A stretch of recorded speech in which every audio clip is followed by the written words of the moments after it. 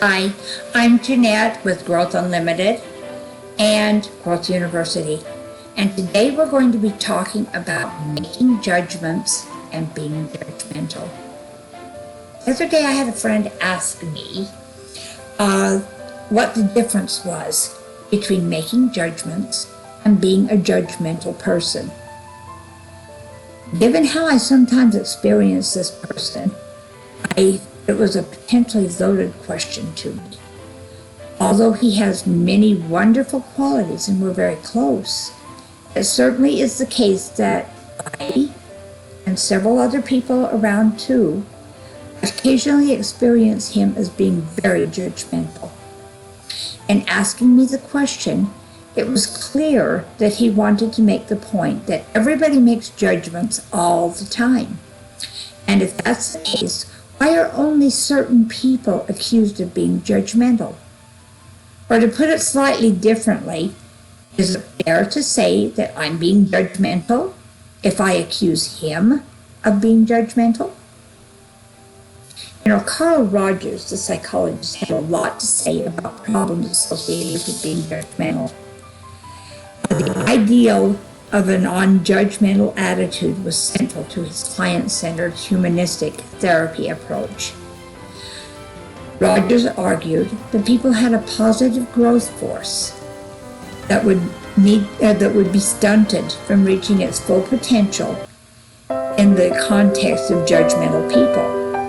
Because of this, Rogers maintained and taught the people that trained with him that a successful therapist needed to possess a non-judgmental, positive regard for clients, and open attitude, which he described as the following.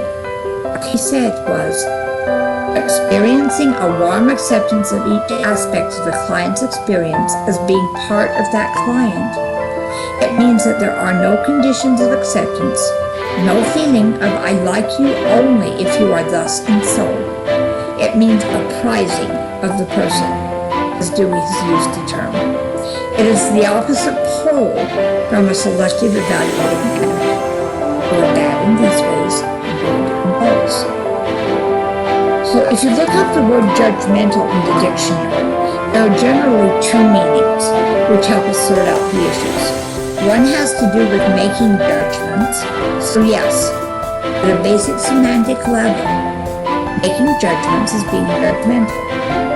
But the other meaning of judgmental has to do with being overly critical in an unhelpful way and is a separate. It's this separate meaning that allows us to get at the heart of the issue. It's when we make judgments in ways that have harmful effects or consequences towards other people that we're being judgmental in ways that are best to avoid. Now, how best do we know when we're going to be that kind of judgmental? Well, we can gauge that by understanding the different dynamics of judgment. There's the empathy dynamic. When evaluating someone else's actions or personality, it's crucial that you understand where they're coming from, their perspective, their history, and the experiences that went into the current situation they are in. For example, if you are thinking that somebody is bad because they are doing a particular behavior, you probably need to look at the background behind it. Why is that behavior occurring? What is it that led them to make that choice? Having a little bit of empathy and understanding for that person is going to help you understand the situation a little better and help you avoid making a judgment that should not be made. Okay, the values frame dynamic is related to the empathy dynamic. It refers to whose values are being used to form the evaluation and why. Are those value frames absolute or idiosyncratic and relative? For example, if you claim that it's wrong to be a homosexual, what value frame are you enacting? What if that person doesn't get their values from the same place? Passing judgment when you don't have complete understanding just simply states that you don't have the awareness that would make you a sensitive and realistic person. And that's the judgment.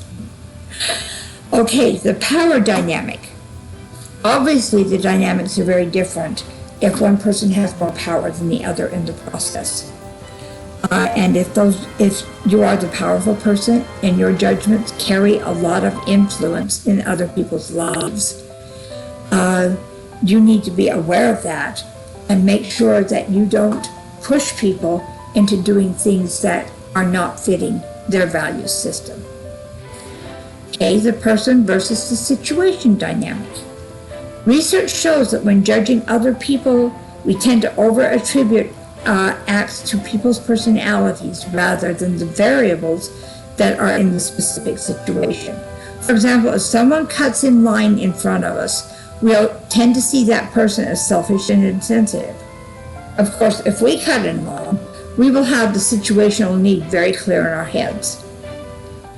And making judgments about other people that you don't hold for yourself oftentimes cause problems for you too. Okay, the person versus the act of the dynamic. Even at his most non-judgmental, Roger certainly would agree that not all behaviors can be considered equal. To maintain a non-judgmental attitude towards somebody's essence, many therapists will celebrate problematic acts from the person. In short, they judge the sin, not the sinner. That gives us a little bit of perspective. We can see that somebody could make a mistake, and we can judge that mistake for the kind of poor behavior or poor choice that it was. But we don't label the person at their core as bad because they made that mistake. Number 6, open versus closed dynamics. Although we need to be cautious about being gullible, it's crucial that if new data emerge that challenges our initial opinions, we remain open to changing our evaluations. For example, at the beginning of the COVID-19 pandemic, there were many people who were suspicious of the motives behind the people who were presenting the information to the public. However, with the passage of time, as more information came out, it became more evident to many of those people who were fighting doing the things that were being recommended to slow the process of the pandemic. It became more evident to them that those things needed to be done. And so their judgment of the process changed. And then the last one is the shallow versus the expert dynamic, expert knowledge dynamic. Okay, this means ideally we commit to judgments, and they ought to be based on the depth of the knowledge that we have. Unfortunately, people often form strong judgments based on snapshots and stereotype frames, little snippets of information that don't give complete information. Indeed, it's not at all uncommon that the more you know, the less certain you become. So, to answer my friend's question, someone is being judgmental when their judgments are power-driven, unsympathetic, based on their own idiosyncratic values or tastes, overly based on other people's character, and are closed, shallow, and pessimistic, and ultimately have the consequence of making the other person feel problematically diminished. Given these reflections, perhaps I will defer to him to decide if he has ever made judgment in a problematic way. I challenge you to look to yourself.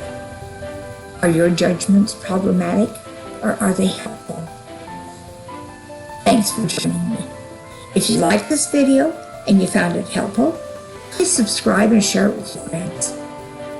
Also, if you're looking for more ways to take control of your life, join us at www.growthunlimited.org or www.thegrowthuniversity.org, and share your comments below. I'd love to hear what you thought, and I'd also like to hear what you'd like to see us put on the channel. Thanks again for joining me, and have a great day. Bye now.